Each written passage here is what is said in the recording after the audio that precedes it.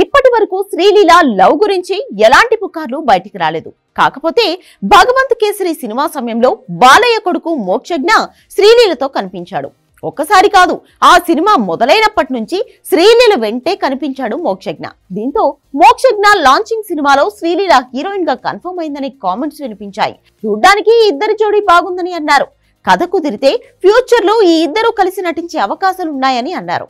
అయితే ఇదంతా cinematic version మాత్రమే.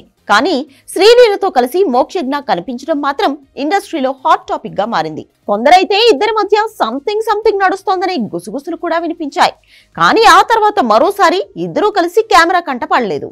దీంతో ఈ వ్యవహారం అక్కడితోనే ఆగిపోయింది. కానీ ఇప్పుడు శ్రీలీల ఇండస్ట్రీలోనే ఓ పెద్దింటి కోడలు కాబోతుందనే న్యూస్ వైరల్ గా మారింది.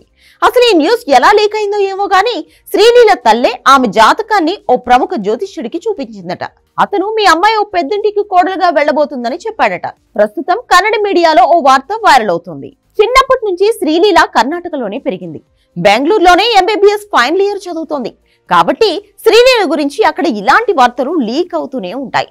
కానీ శ్రీలీల జాతకం ప్రకారం ఇండస్ట్రీ ఫ్యామిలీకి కోడలు అనేసరికి అమ్మడు ఎవరింటికి కోడలుగా వెళ్తుందా అనే చర్చ జరుగుతోంది. మరి నిజంగానే శ్రీలీల ఇండస్ట్రీకి చెందిన వ్యక్తిని పెళ్లి చేసుకుంటుందా?